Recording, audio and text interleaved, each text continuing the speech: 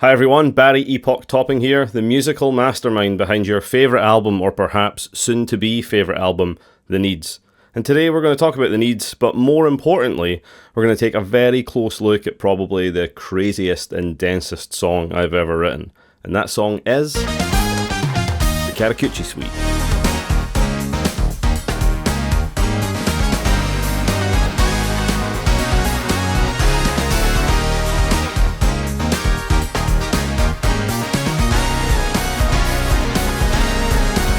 So, like I said at the top, I'm Barry Epoch Topping, and hopefully if you're here you know that, but if not, I'm a Scottish video games composer, worked on games like Paradise Killer, Sentry, worked on a game called Birdcage that's coming out very soon, Thatcher's Tech Base, which you might know if you're a fan of UK politics, and yeah, I've been writing music, doing sound design for games for, 10 plus years, been a musician for 20 years, and The Needs is my most recent solo album, so we got some questions from the lovely people out there, and we're going to talk about that a bit first.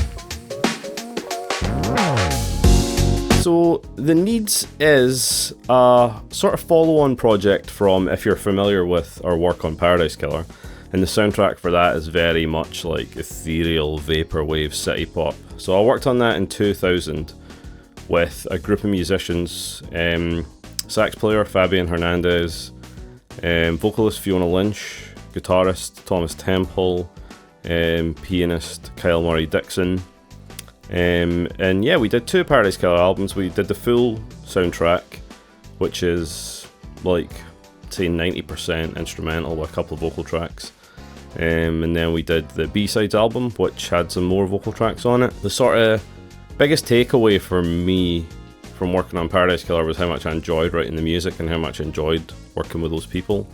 So I decided that I really wanted to do this album that was sort of like a thematic continuation, musical continuation of the work we'd been doing on Paradise Killer, with this group of musicians. Obviously, we're all professional musicians, right? So we need to be paid for our time, and as the project leader, it was extremely important to me that people were being fairly paid for their time on the project, because, they're busy, they're talented, like they deserve it. And after like a really long funding application process, laying out all the project, we amazingly were granted funding from the National Lottery through Creative Scotland, which is an extremely important arts funding body in Scotland. They have a thing called the Open Fund, where like creators can go and basically pitch their projects and try and get funding for it. So yeah, we amazingly, delightedly got funding for it, and yeah, in February of 2024, we sort of set out over the next 5 months to write and record an album. The thing I really wanted The Needs to be was like a step up in every single area. Like I wanted the arrangement, the writing, the lyrics, the vocals, the artwork, just everything about the production, the master and everything to be a step up. I just really wanted to show people like how much it improved, what we've all learned, like how we've, gelled as a group of musicians. I want people to listen to this album and be like, this kicks ass. So yeah, that's what we really set out to do. Because it was a kind of personal project, I really wanted to put more of myself into it.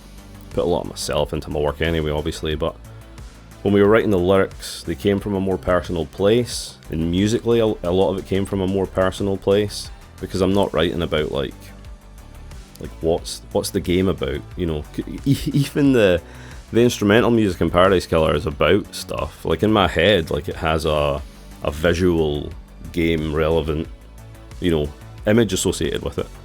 So when I'm writing this music, I'm trying to think about my own life and, the lives of my collaborators. And we all get on really well, like we all love music, and we just love writing this kind of music because it's fun. And it's challenging, and it's, silly, and also very, very serious. So, yeah, it was a great time.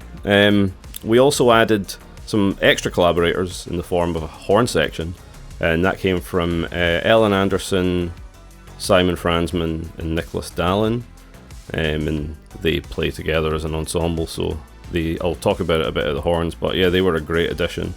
I feel like it really lifts the whole thing. So yeah, that's basically who I am and what The Needs is. If you've not listened to it, it's available on Bandcamp, all the streaming sites, and I've got some here I came prepared.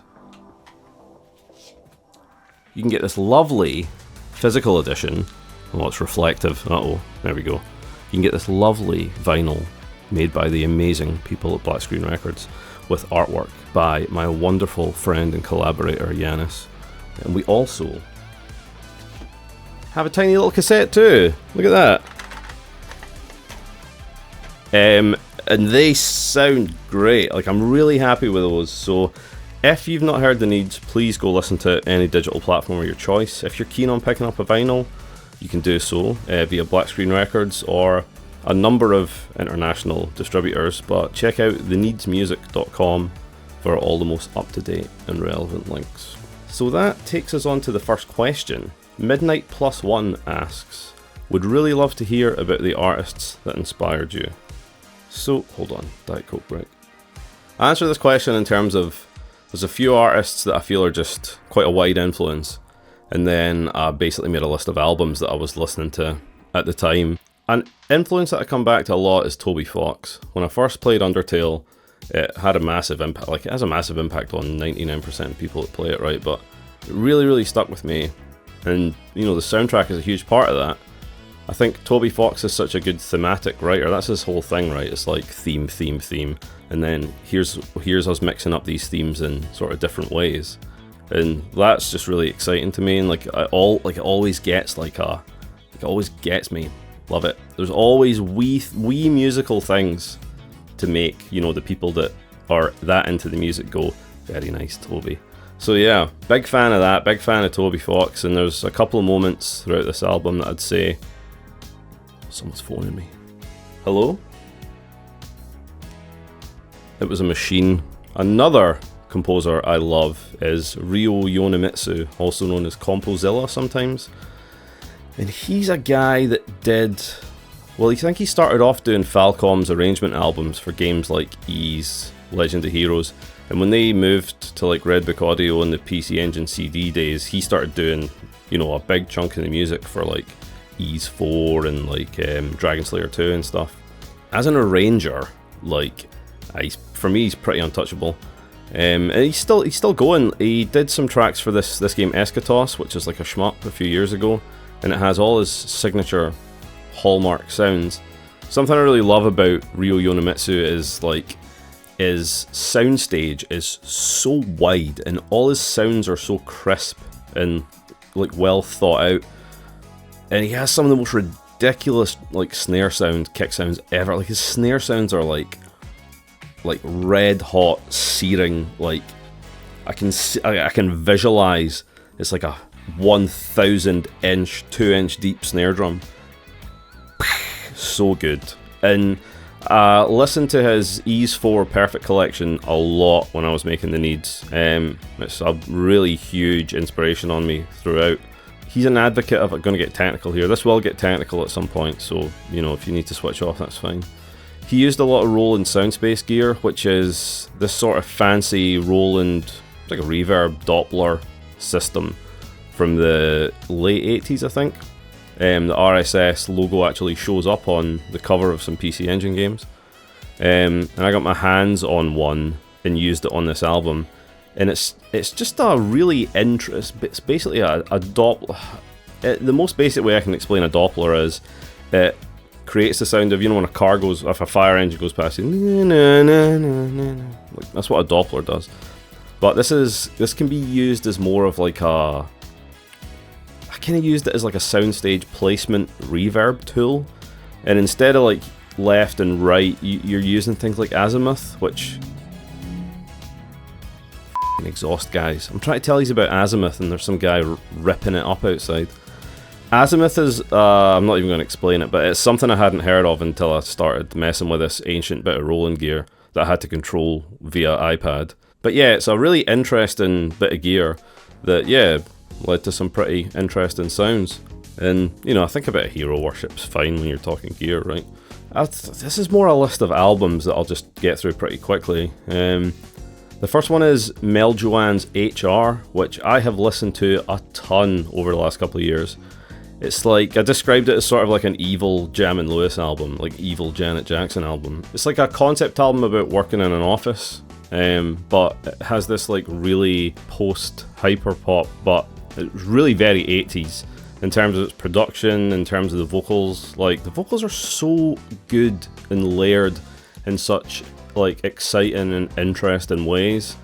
But like the biggest thing about it is, even though I feel like it's really like shiny and like really clean, it's also really like dysfunctional and disjointed, and like I said, evil and like nasty in a lot of places. And it's interesting to me that you can, you know, take the cleanest production style there is and then something not, and just like see what happens. And that, to like that's what that album is to me. Like, it's a great fusion of like shiny and dirty. And yeah, I really, really like it. I love it. You should check it out. Next one is Megadeth's Rust in Peace. Simply one of the best albums ever. But like, such a massive like influence on my guitar playing. And you wouldn't think it listening to the Needs, but there are bits in there's a bit in Karakuchi I can point out. It's like, that's 100% a Dave Mustaine bit. Like, it's just, I just love Rust in Peace. It's like start to finish bangers. Sounds amazing. Guitar playing is so good. So I listen to it all the time. Parade by Prince. I think Parade gets a bit of a raw deal sometimes. It's association with like the Under the Cherry Moon, like that movie and stuff. But there's so, like, I mean, it's so many good tunes. My favourite Prince tune is Mountains, which is on Parade. And like Kiss is on Parade, like that's his biggest ever tune. There's tons of really cool, interesting stuff on there. And I think it's Prince when he was at his, maybe at his most like inflated, which I guess is why the band the Revolution immediately dissolved. Masato Watanabe's Greatest Hits. Really like Masato Watanabe. Great voice. Captures the spirit of like 90s 6 out of 10 anime OP kind of vibe, which I love. Wendy and Lisa's self-titled album, Wendy and Lisa.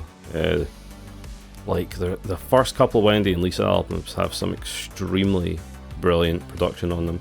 I actually found out there's that, what is called Fruit at the Bottom. So if you've seen the anime Macross Plus, which has an amazing soundtrack by Yoko Kanno, there's a great tune on that called Idle Talk, which, as far as I'm concerned, has the best snare sound ever.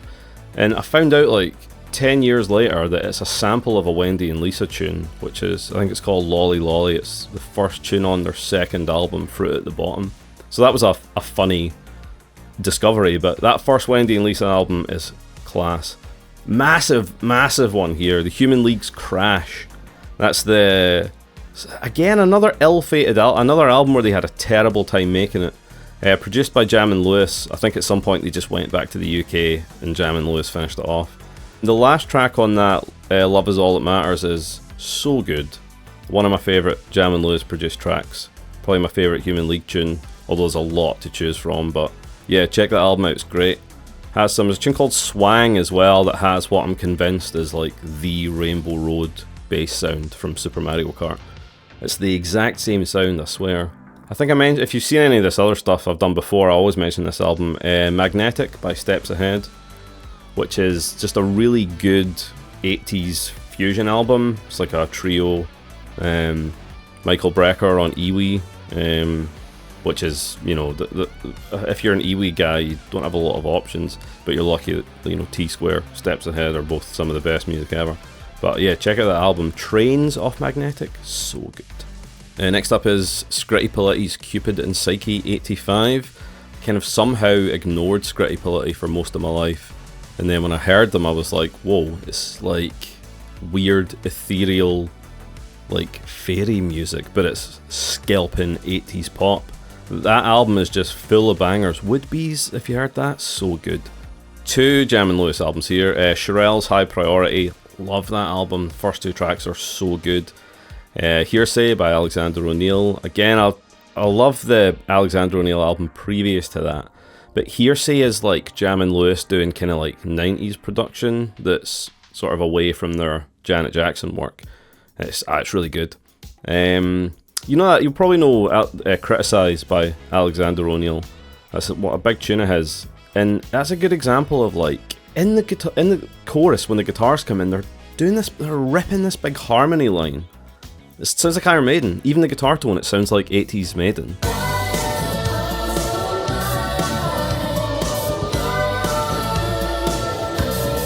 couple here. I really got into this guy Peter Collins, who produced a bunch of Rush's albums in the 80s. That's what got me into that, and I started going through his discography. And I found out like he died towards the end of last year, which was, you know, really sad because he was, you know, it's kind of before his time, and I don't think he gets enough credit because I've found like a ton of influence from albums that he's produced. Gary Moore's Wild Frontier is a big one. That album rules. Queensryche Empire's so good. Operation Mindcrime as well. I think I went through a big Operation Mindcrime phase. I got more into Empire. But Empire is so like 90s MTV, but it's also really like, I mean, it's difficult because the Queensryche guy, you know, he ended up becoming a full-on libertarian. But the stuff in Empire about the stuff that was happening culturally in America is really interesting, because a lot of metal albums at the time were maybe not doing stuff like that. A couple of Scottish ones here. Big Country's The Seer.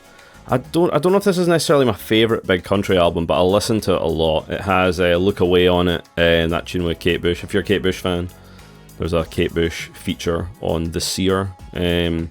Yeah, I mean, Scotland has so... I was listening to a lot of Scottish 80s stuff, Blue Nile and that.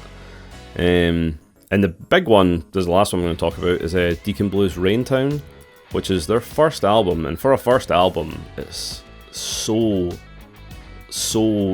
it's such a complete product of a band that knows exactly what it's doing. And Raintown is so evocative of Scotland and of Glasgow in the late 80s, early 90s, because I lived it, but you know, I don't know why I find it so evocative of a time where I was a child, because it's about adult stuff. And I think there's just a real sense of what it is to be Scottish in Raintown, and what it's like being young and growing up in Scotland. Yeah, you should listen to Raintown if you haven't. It's great, like kind of crushing in a way, but it's so good. Yeah, so I listened to Raintown a lot because I was pulling a lot of like lyrical or thematic inspiration from that, and you know, like I said, stuff from my own life, and trying to see how my life fit together with, you know, some of the stuff that I was interested in writing about. Alright, this brings us on to the Karakuchi Suite, the sort of instrumental showpiece, centerpiece of side B of the Needs. It's a sort of 6.5 minute long jazz fusion instrumental with like a bit it's like a metal bit in there, and there's like some real prog stuff in the middle. Like it's sharp and choppy, but it's also kind of funky and heavy, and then it kind of chills out a bit towards the end. And this has me playing on it, Tom, lead guitar, Fabian on saxophone, and then Ellen, Nicholas, and Simon on horns. What inspired Karakuchi is just like listening to a lot of T-Square, essentially, and being like, I want to write an honest-to-God, like, Japanese-style fusion song. And then once I had that, it was like, okay, now I'm going to push it as far as I can. When I talked about the Needs being something that was, like, authentically me, like, I wanted to lean in on this track, because I write maximalist music, and, like, I love that. Why would I not do exactly what I wanted to do? But really on this, I was like, no holding back. This is the one. We have a question here, actually.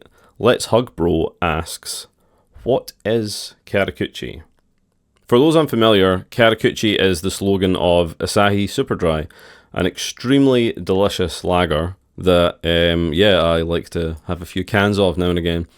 And Karakuchi was just a crazy amount of work. Like, it was a massive undertaking. It took me weeks to write, took me weeks to mix. It's easily the hardest I've ever worked on a song because it's so dense.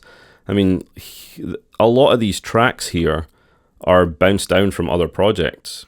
Like for the horns, for example, there are 18 horn tracks that are just bounced down to a stereo WAV. So we're talking well over 100 tracks, pushing close to 150 tracks for this tune. And that was a lot of work, and there was a lot of 12 and 14 hour mixing days in the early summer on this album. And something that kept me going through that was we have a Fortnite and More Discord server. The Chug Juggers, shout out to the Chug Juggers. And our 5 PM channel on there is just like, when you're having a wee pint, post a wee picture of it. And that started to, you know, when I was like toiling, it's like, oh, I can live vicariously through my mates, sculling a pint of tenants at 5 p.m. on a Wednesday. So Karakuchi became a sort of ode or a dedication to my good friends in the 5 p.m. channel. So the origins of this tune are, I'll let you hear right now actually, this guy. How good is that? How Wii Sports is that? We're immediately right in with the Wii Sports. Let's hear that again. Wonderful. So that head melody was written when I was driving my car through the Highlands, and like inspiration finds me 100 times a day. And the way I deal with that is by using the voice recorder on my phone. So me and my girlfriend were driving through the Highlands, and inspiration suddenly struck as I looked out at the blasted tundra of northern Scotland. And I just said to Ria, I was like, oh, can you stick my voice recorder on? So I'm just driving going, da, da, da, da, da, da, da, da, da, da. But I remember thinking like, oh, this sounds great. It sounds kind of golfy. Like, golfy. What does that mean? It reminded me of golf, you know, like kind of Neo Geo golf game kind of thing. So yeah, we had that head melody, and I had that for a while. And I had this other tune that was for another project that I really liked, but the project kind of wasn't going anywhere, so I'll let you hear it. Kind of Sonic Mania thing.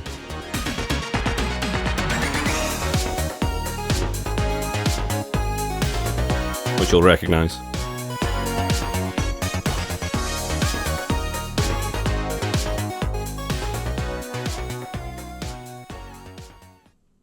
So I had that, and that kind of married with that head melody, that became, you know, the first section of Karakuchi, which, you know what, is a wee treat. Let's have a listen to it right now.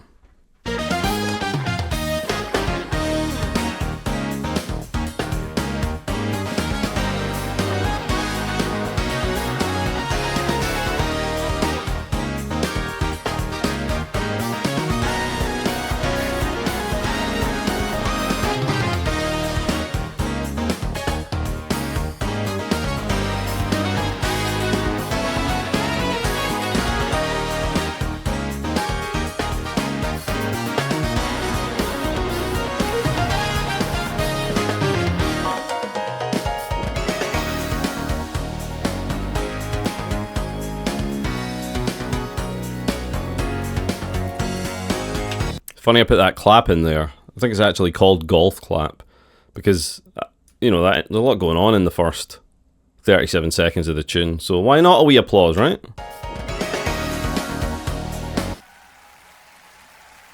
Thank you. Drive safe. This is kind of built around percussion, bass, guitars, horns, piano and organ, synths, some strings, a bunch of other synths, all this lead stuff down here, and then some other little fun stuff. Drums in this tune are pretty complex, but I always want to make sure that everything I'm writing is physically possible to play, right? And we got this drum kit sound here.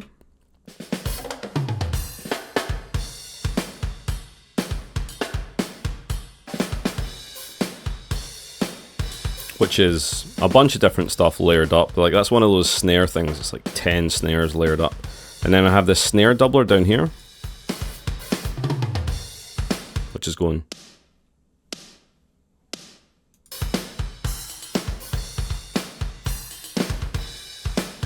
Trying to sort of do this 90s T-square kit idea where it's like a decent bit of reverb with a really like quite sharp 80s snare. And I think the most important thing maybe in the whole tune is this hi-hat pattern here on the 909 that's just it's just a tss, tss, tss. So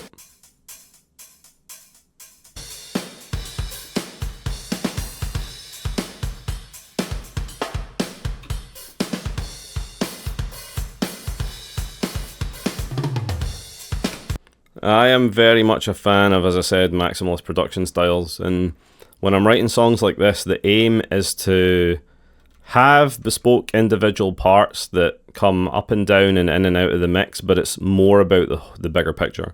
It's about how everything meshes together to create one. And this is a good example of a tiny little part that you wouldn't think of, But when you hear when we listen to the whole song,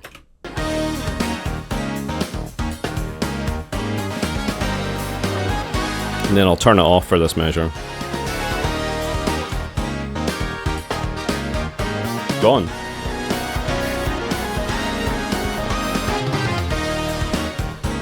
And we're back.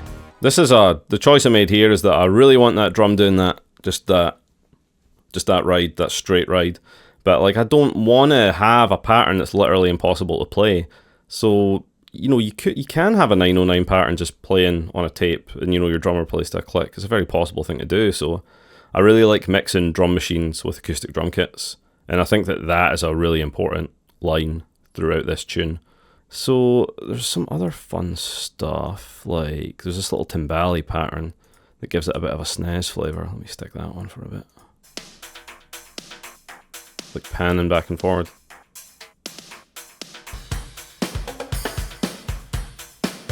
You can hear that 909 pattern there switches up.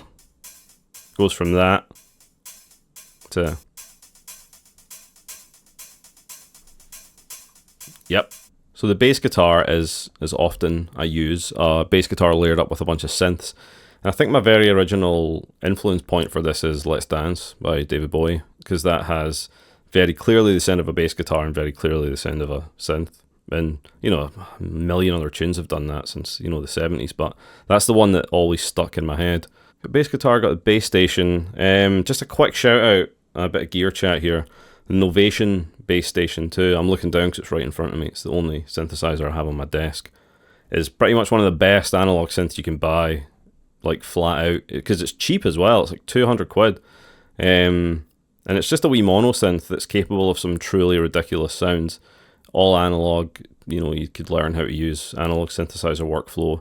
Obviously, if I had a Mini Moog, I'd use that, but you don't need a £5,000 synthesizer. You just get a £200 one. It's the same thing. So, put the drums in.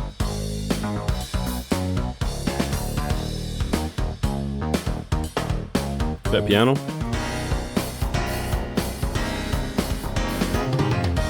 So it's a mixture of like quite big fat saw wave and something more resonant. Phaser on that too. And then over here, once we get into the verse, we got this very, very Mega Drive bit.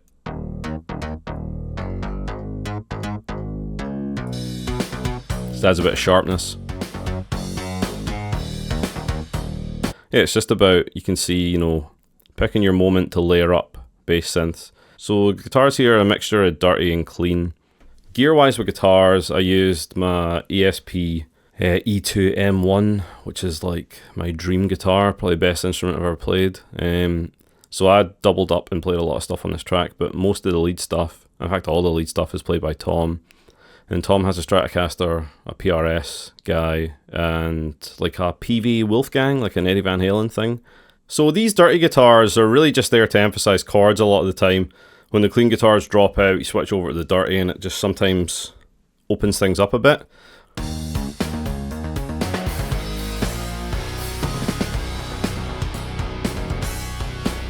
That kind of stuff. And then their primary use in this tune is really this riffing section here. So Karakuchi has this big metal bit. Let's have a listen to it.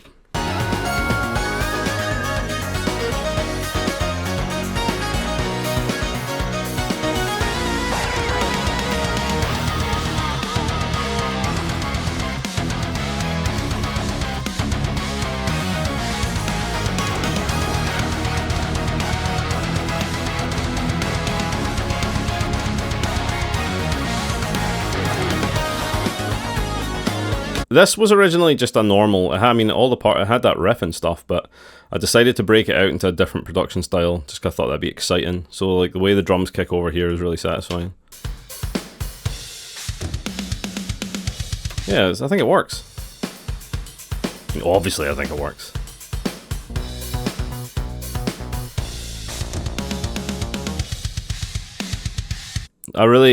Yeah, that part was a risk, but I think it paid off. I had a real trouble getting the drums coming back out to sound good, but like I it was a lot of mixing, but I think they sound good.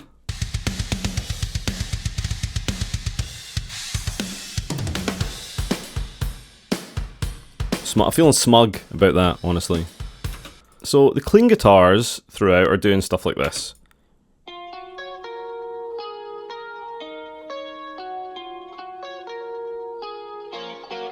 This is a good example of a part that your ear will probably never pick out in the mix.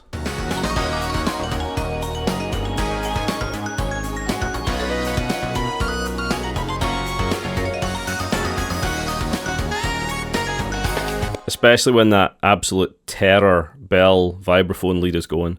But I think without it, you know, it sounds not as good. And then there's this nice part here where the clean guitars and the dirty guitars do the same part.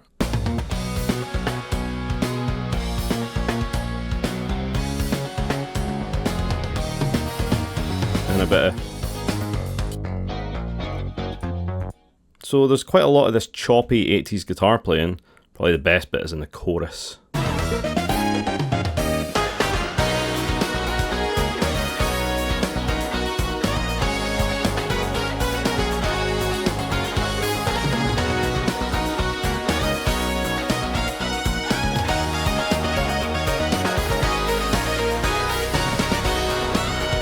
Let's hear those guitars though, because this is a great part. Yes.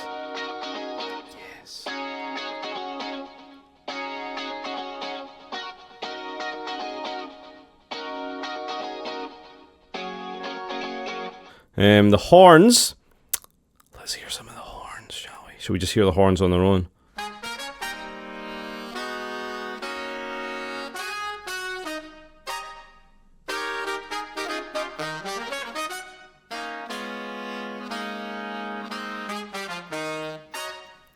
Great, right? So good. There's a bunch of this stuff in the verse too.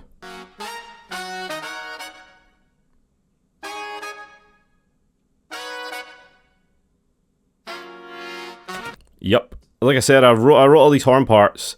They were already arranged. Well, I mean, it was just MIDI, and I sent them over to Ellen, who arranged them for the relevant instruments. So I have a big bit of work on that. But because I had the MIDI, it means that I could easily back them with like these synth horns, which I do on pretty much all the tracks. All the normal horns are backed with these.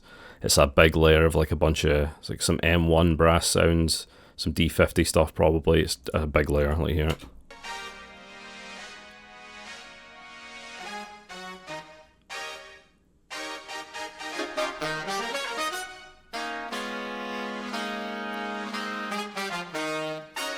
It adds a real bit of fizz, and interestingly, this takes me on to, so I have to scroll back up. So these are just the stems, and you might not have noticed, but they sound pretty different from the mastered version of the track, because the aim when I'm mixing is to try and get everything as flat as possible. I use FabFilter suite of plugins as like, there's nothing better than it. Just get the plugin suite, use them, they're amazing, especially their EQ Pro Q. So the mastering engineer on this record is my good friend Jed Cartwright, who also helped out on Paradise Killer and a bunch of other stuff. And he's a vocalist, producer, master and engineer. He's got a really good ear. And he got me into the idea of using Pro Q to just go through and like dip all nasty resonances, which is not something I'd ever done before. It's about 5-6 times the work of the kind of EQ work I was normally doing. But it made a massive difference to getting this to sound more flat and more together, which meant we could then bring out the stuff we wanted at a mastering level. So I'll let you hear this.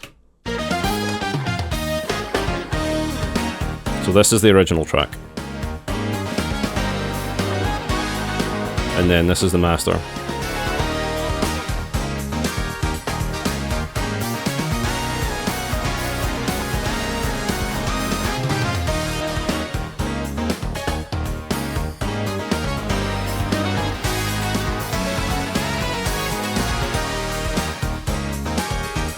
But mastering was an enormous process that I will, actually, I got a question about it, so I'll talk about it now. Pickles Dill asks, what are you using to master with? So the mastering process for this is really in-depth. It's mostly a list of gear, so I'll just quickly talk you through it. We used an instance of Pro Q before going out to the analog gear, the outboard stuff, just to clean up any resonances and at the track level that we'd missed at sort of individual part level. So it goes out to the hardware chain, and then it comes back in, and it hits the Soft-Tube Chandler Curve Bender plugin for some high shelf boosts, Golfos Master, which is an amazing plugin. That's 2 instances in serial that are focused on the lows and the mids, and then we do a separate one to process the highs. Some corrective EQ stuff, Soothe, Oak Sound Soothe plugin, can't recommend it enough, amazing.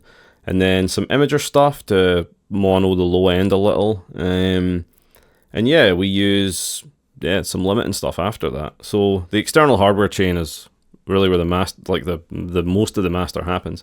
It goes ADAT as a Babyface Pro is Jed's interface, and it goes into Cranborn Audio 500 ADAT. It goes into the Overstayer modular channel, then it goes into Louder Than Liftoff's Silver Bullet, and then it goes into Louder Than Liftoff's Chop Shop filters, and then it hits the Outboard Chandler Limited Germanium compressor pair, which there's an amazing plugin version of that, but the Outboard one is ridiculous. And then goes into the RND 542 tape modules. So that's the outboard chain, and that sits sort of second in the digital chain before stuff like the Curve Bender and Golfos and stuff. So that's very technical, but that's what we do. And mastering for this was quite an involved process because I was aiming for it to be not too loud, but still sound like you could still listen to it and be like, yes. So I think off the top of my head, loudness is it's like -11 LUFS loudness, I think. But the Vinyl Master was handled slightly differently because I just want a Vinyl Master to sound good. This guy Christian, who's mastered all my vinyls so far, did it. He did a really great job with the Vinyl Master. But yeah, it's like I don't mind if it's, the Vinyl Master's louder or quieter because you can turn it up and down and it's fine. But I always want to make sure my digital masters are loud enough to compete without incurring digital streaming platforms' loudness penalty. And if you don't know what the any of this means, then don't worry about it. Oh, I can't say can I?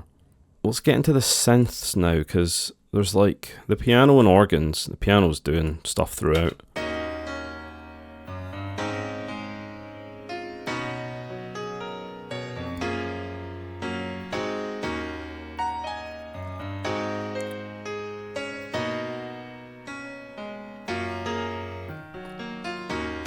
I really wanted to think a lot, because I'm not a piano player naturally, I really wanted to think a lot about what left hand and right hand are doing together on this album, instead of just slamming chords on everything. This is layered up with like this synth brass thing.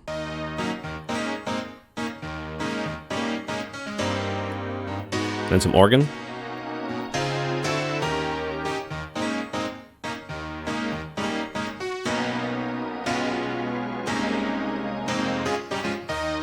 Gives it a bit of life, that organ. Then the organ's going pretty much throughout the tune. Impolite organ hitting over in the metal section though. Yep.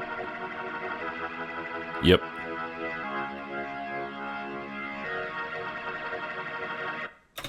I love Hammond organ. My favourite part of the whole tune is, let me give you the last measure of the chorus.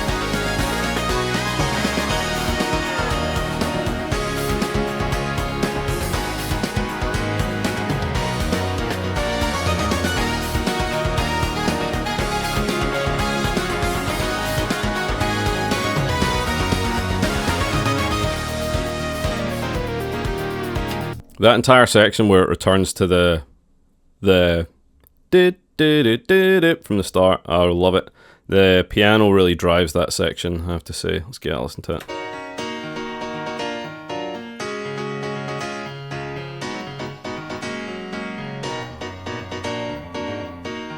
Doing some pure, anything down the low left hand is pure Toby Fox to me.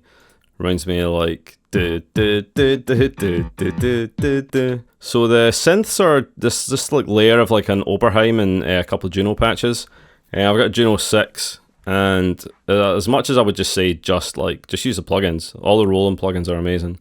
The Juno 6 has a really satisfying, simple workflow because there's very little you can do with it. Can't save a patch on it. So I used that a lot on this album. Let's hear what this sounds like. That's cool, right?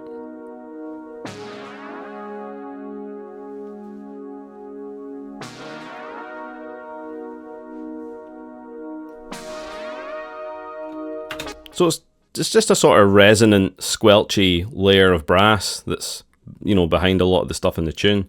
So we got this clav part here, which is from the DX7 2D, which is a synth that I own. It's basically a bitimbral DX7. The Yamaha DX7 is the best-selling synth ever made, released in the mid-80s. And the DX7 2D, which I've got, is the sort of upgraded model of it. When I say bitimbral, it means you can play 2 patches at once, which I use to put one to the left, one to the right, slightly chorus them and make a stereo patch, because the DX7 is mono. Yeah, and let's have a listen to that.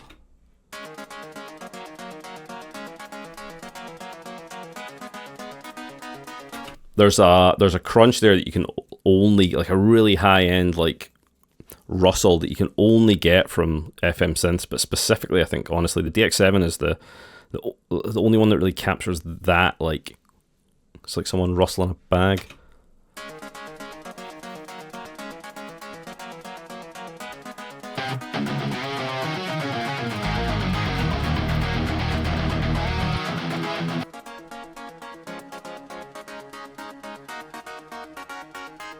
Harmonically doing some pretty cool stuff there too. It's pretty jazz.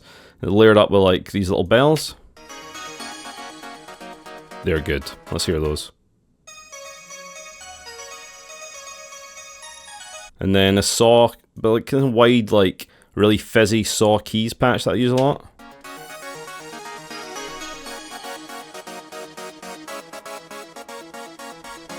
And then big 80s guy down here, this metal synths. Again, this is brought in from another project.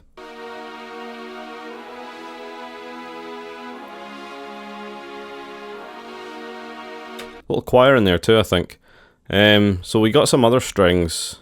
We used like the kind of metal strings to do.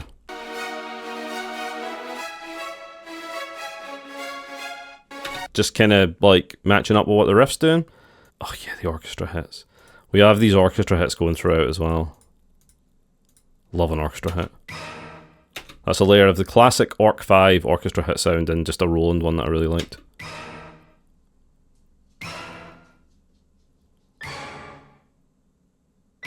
And then does the riff, I think. Yeah, man. I hope you're not surprised by how into my own music I am, by the way, because this is like a... Forget most of this stuff's in here, so it's an absolute treat getting to listen to it. I'll use... Like, these strings are going throughout as well, like these synth strings. The JV 1080. Great bit of gear. See if you're looking for a synth. JV 1080. Then some studio stuff. Like some real strings. Very bright. This Ryo piano, Ryo Yonemitsu that I mentioned at the start, a big thing that he uses is this, it's like an M1 patch that he sort of made the world's most compressed piano out of, that he uses to emphasize chords, and I'll play a wee bit of it now. Imagine I'm playing it. Actually, let's open Spotify and get a copyright strike. Let's do that. Sorry, Falcom. The people need to hear this. The people need Ease 4, perfect collection.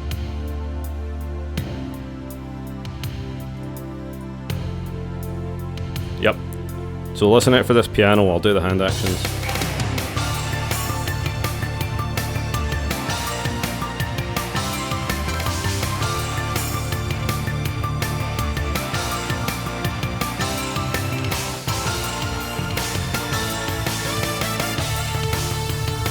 I really wanted to emulate this sound, and I found a fairly approximate match for it that does a similar thing. So it's a layer of like these 4 pianos, and they're going...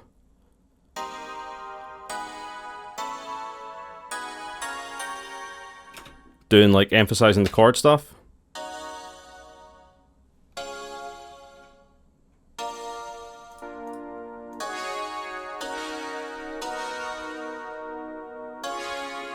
So super compressed, super gated, and really in there to make these chords sound like gigantic. They do some pretty cool stuff in the midsection, I think.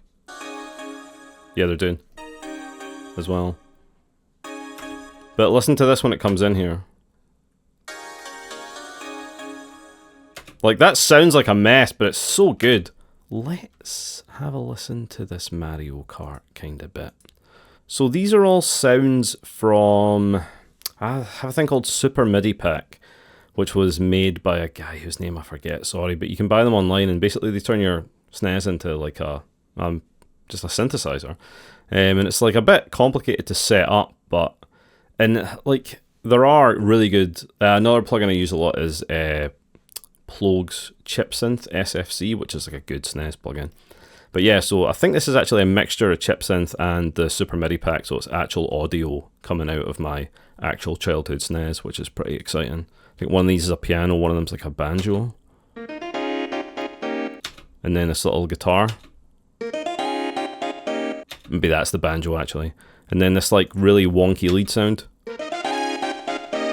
which is so Mario Kart, it's just so evocative. And then, because this section here is like, before the chorus comes in, I really wanted the song to contract and then expand.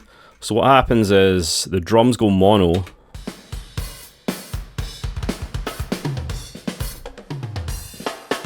And they open out again. And the way that the rest of the song falls back is to make room for the cart and stuff.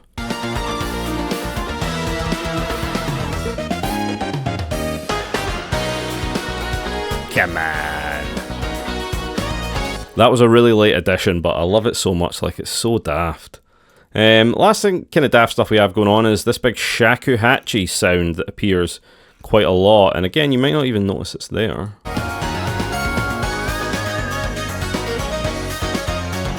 It's just a very tiny little bit of mouth sound up in the top right. Again, I think it comes through more on the master because it's a lot brighter, but I'll let you hear it on its own.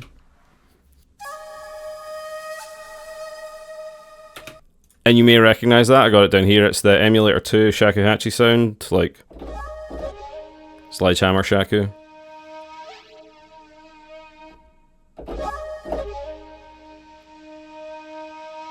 Thank you for that, Peter Gabriel. We use that throughout. Oh, that's also that's the bow, bow, bow, bow. We use it at the end as well, which you can hear it more at the end.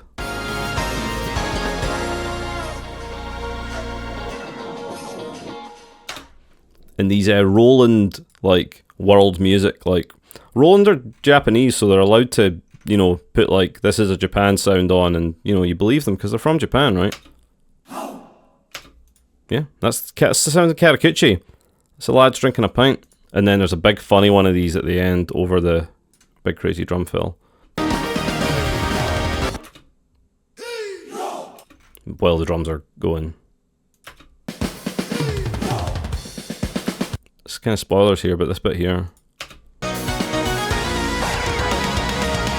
That is my dog barking. Let's hear him. Hoshi kind of became the mascot for this project, so he appears on a couple of tracks, but this is the most identifiably Hoshi bit. That's him! Let's hear him in context.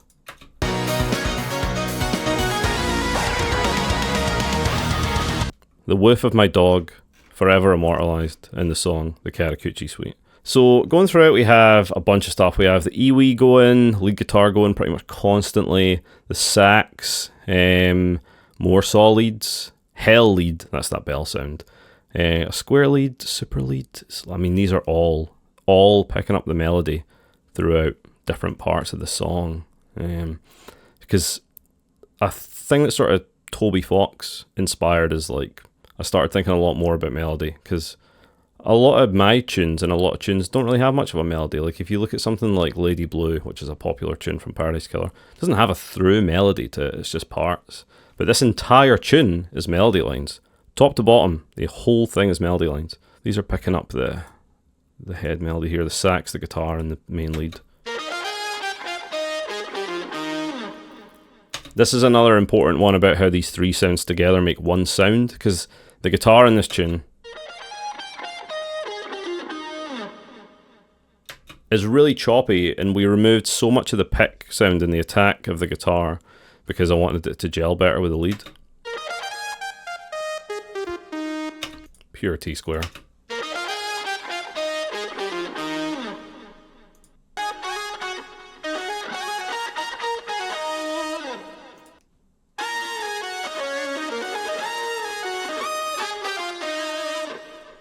great that Fabian can just kind of sit back for the start of this tune because he's doing the opposite of that later on.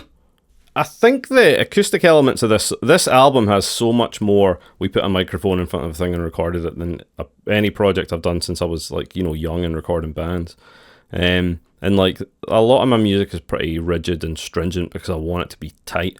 But having all this stuff in, there's so much played stuff, recorded stuff on here. And it's like, it's a challenge getting it all to bed properly and still sound in time, but it's testament to how good my collaborators are, because I can send them absolutely anything and I know they will be able to play it. So some AWE stuff here we got is a bit wonky.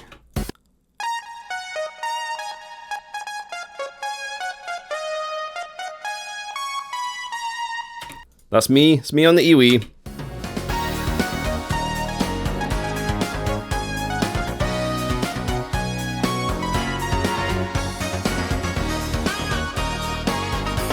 Nice wee harmony there with the sax and the synths.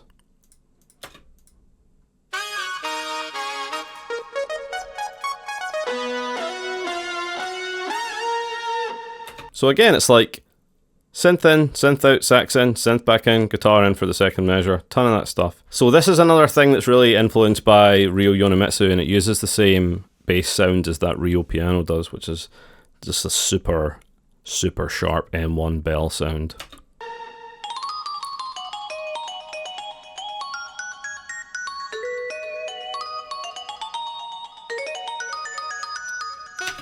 No velocity at all, one velocity, and it's full pelt. Gotta hear that while the chord's going.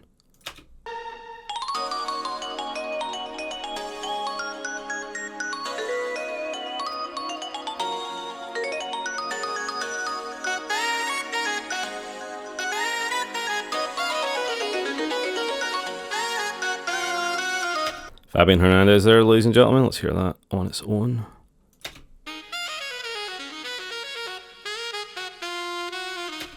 What can I say? And then we're back with the part. Let's get the horns and the bells going on this as well, shall we?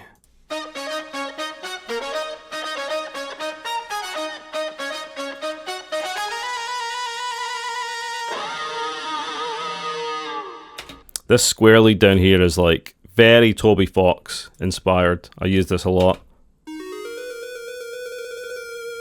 It's just some cheap old square lead from somewhere. I can't remember where I got it, but it's nothing exciting. Oops.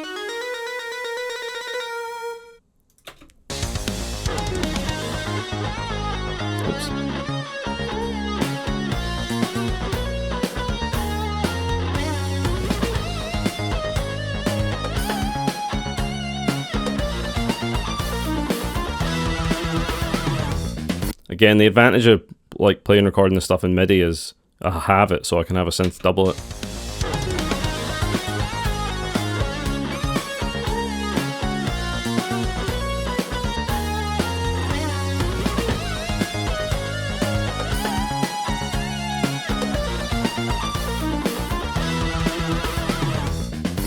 Good stuff, right? So yeah, the core of this, here we got this super lead, and then the sax, and then the guitar absolutely ripping through the chorus.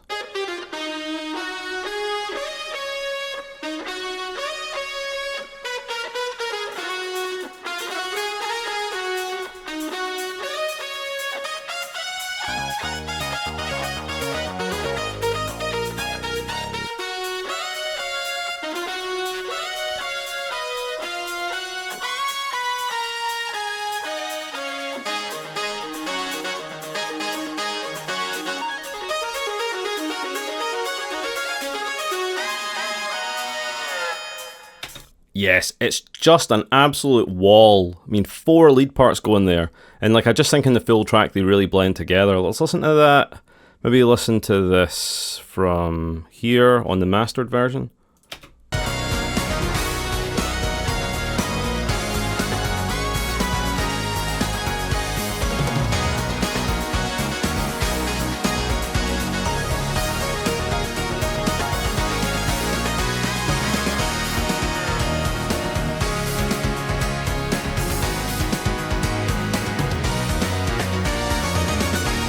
There's a bit. There's a Dave Mustaine bit, right? I think the piano does it too. I was saying earlier it was a Toby Fox bit, but hearing the guitars do it, pure Dave Mustaine riff here. This bit. Megadeth love doing that. So let's listen to some other sections real quick then, since we spent a lot of time on the first half. Gotta go from the midsection. Let's do it.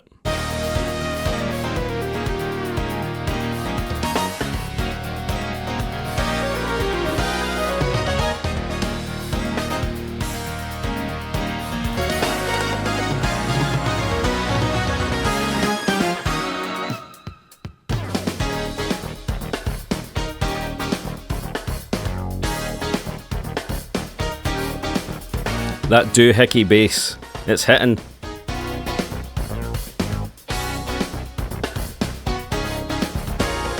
Yep.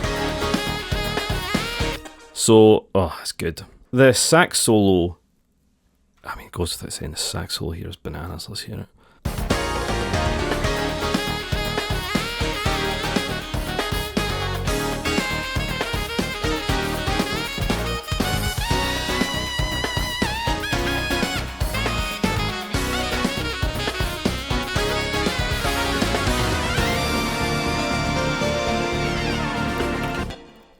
Yeah, that run and then immediately hitting just a whole new key, whole new time signature.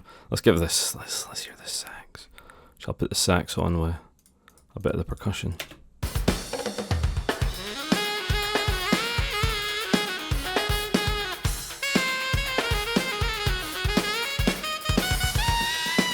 Yep.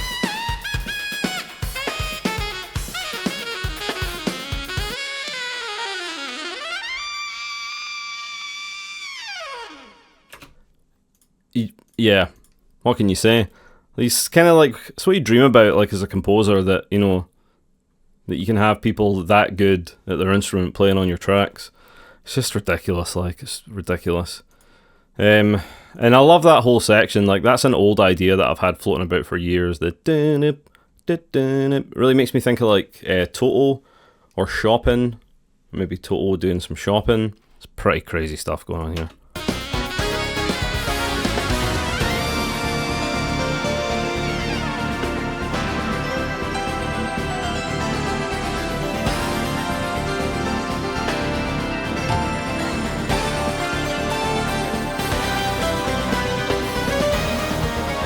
So we're changing up the time sig here. What are we starting on? Is it like, it's like 7/4. It's like bars of 7, bars of 4 throughout here. And these chords are, yeah, doing some pretty interesting stuff.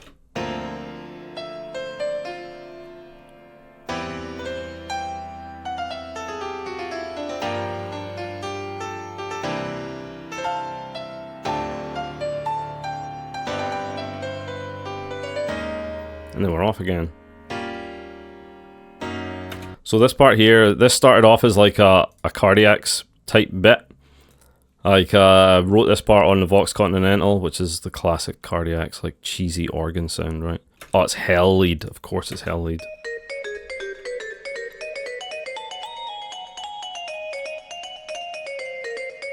With a guitar, and then the drums going under are just doing that kind of pattern with the guitars.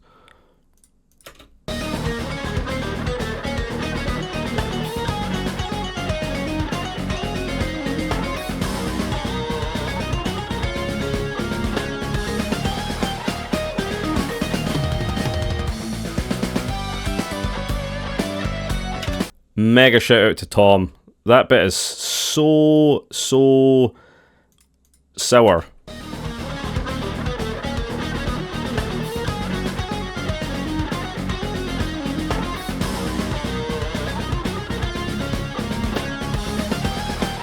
Drums. Yeah. We got this prog section down here.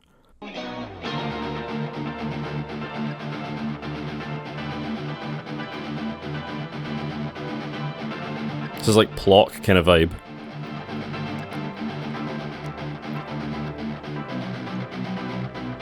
Then they're layered up with these guys here, like the Juno and some of the bell stuff.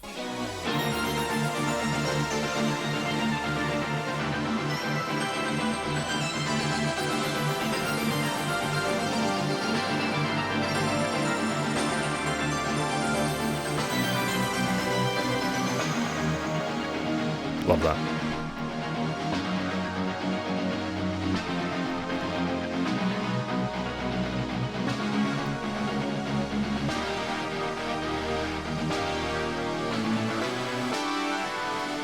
And then big explosion for the key change.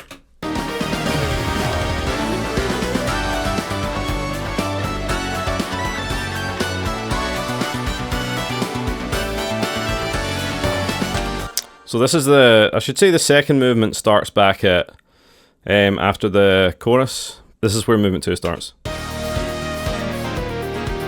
And then movement 3 starts on that key change.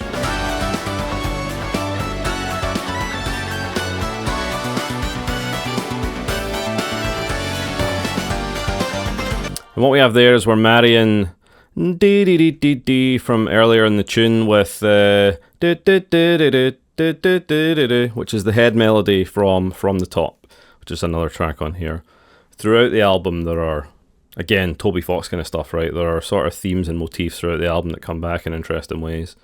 And this third movement is called To the Bottom, which is opposite from the top, right? From the top to the bottom. So that's why this melody makes an appearance here. Key change.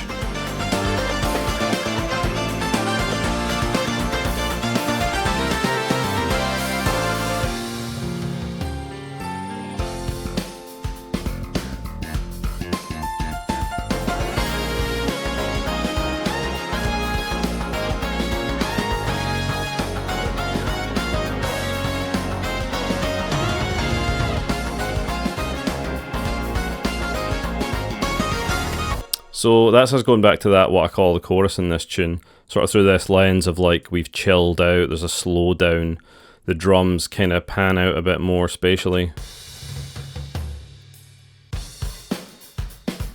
There's a bit of doubler going on there.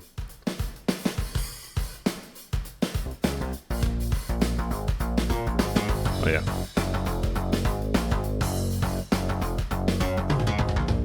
Yep. Got this percussion going too.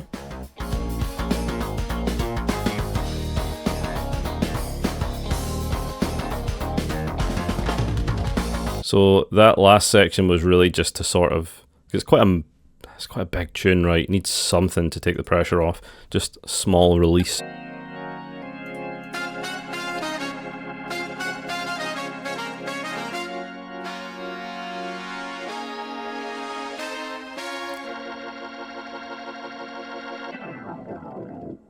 So yeah, that's pretty much the tune, right? Step back and look at the full project here.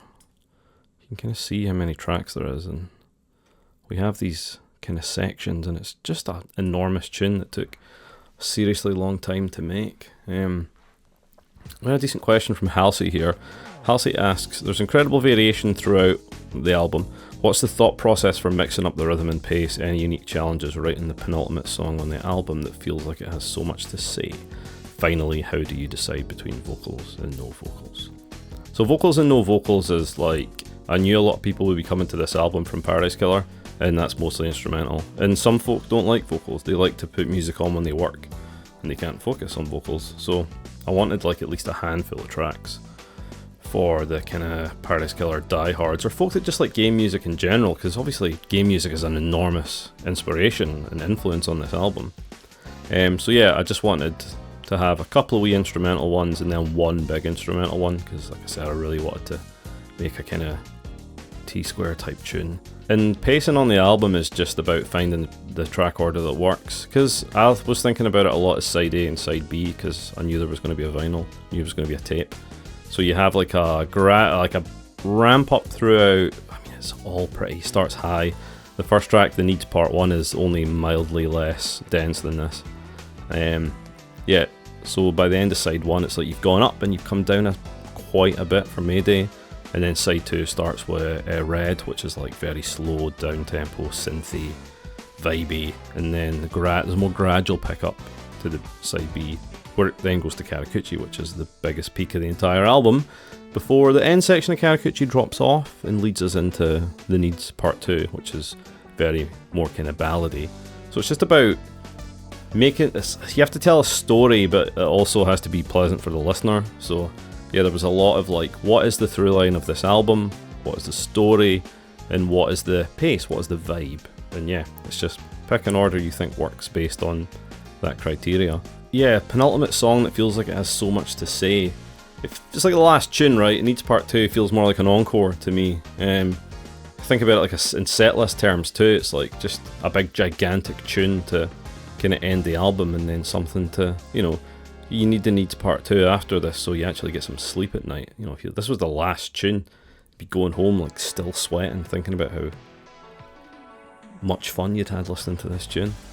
Yeah, so thanks for that, Halsey. Hopefully that answers that. I had a general question as well here. Carrie wants to know, what are the things that you use every time that act as glue to your overall sound? Also, what's something you want to use more often but just doesn't work for a lot of circumstances? My glue process is really just bus processing and using those FabFilter plugins. Gluing stuff together is just about EQing it as much as possible. And I know some folk don't even master. They just go like, oh, just master it in the track and that's it done. But when you have as many elements as I've got here, you can't really do that. So it's just about like doing the work, finding the resonances that are clashing. You can use tools like Soothe as a good tool for making space between one track and the other. Soothe is really good for gluing the bass and the kick drum together. It's also good for bedding the vocals down in a track. But in terms of other glue stuff, just like bus processing, get everything balanced, get it going to a bus, and you know, when you've got like, for example here, bass synths dropping in and out, they just need to be mixed, bussed, compressed, EQ'd in a way where they still sound like one cohesive thing. And then I do that on the large scale for the entire tune, which is why it's so much work. Thank you very much though if you stuck with me for this long, because I know some of it was really technical, especially the mastering stuff. It's just a list of equipment. Of course we, you know, can't go into the settings for each piece of equipment and make another video for that, but there was a ton of work from everyone involved in this album went into it. And again, I have to thank them, my collaborators, you know, Fiona, Fabian, Tom, Kyle, Ellen, Simon, Nicholas, and then Jed, of course, who did the mastering, helped me out with the mixing, production, all that stuff. And then Rhea for all her background help and support. The label, Black Screen Records. Big shout out to Christian, he's my boy over there. Yanis for all his work on the artwork. Yanis was so involved in the project, and I think the artwork, you know, kind of went on to inspire the music. And our other artists, Limit 4, for all the kind of amazing PS1 style stuff he did for us. Jose did my logo. Shout out to Jose, who did the artwork for the Paradise Killer B-Sides album. He made my current Epoch logo. So, and like people that do wee stuff like that, they don't often get a shout out. So, just want to make sure everyone gets a shout out here. And yeah, shout out to you for watching this video, for listening to my music. If you're continuing to, or if you're a new listener, I really appreciate it. And if you want to check out the Karakuchi Suite, if you want to listen to the Needs, again, you can do so on any streaming platform. You can do it on Bandcamp, or you can buy a record, a tape, maybe something else at some point, from theneedsmusic.com. That has all the up-to-date kind of stuff. This is sort of the start of the journey of the Needs. And there's other stuff, like there's, you know, tracks we wrote for this album that didn't make it onto the album. Yeah, we have plans and there'll be additional releases this year, but keep it in your pocket until summer, because I think this album is going to gain its second wind in summer. I think it becomes, because this album's about the turn of summer to autumn, and it came out in late autumn, so it's there as a sort of a bit of sun to get you through the winter. But once we start getting back into the summer, I feel like the emotional beats on this album and the sounds are really going to start resonating, and you know, that's all by design, so we'll see if it works. But thank you very much for hanging out. Thank you for checking out the Karakuchi Suite and the Needs, and take care, and we'll see you very soon. Cheers.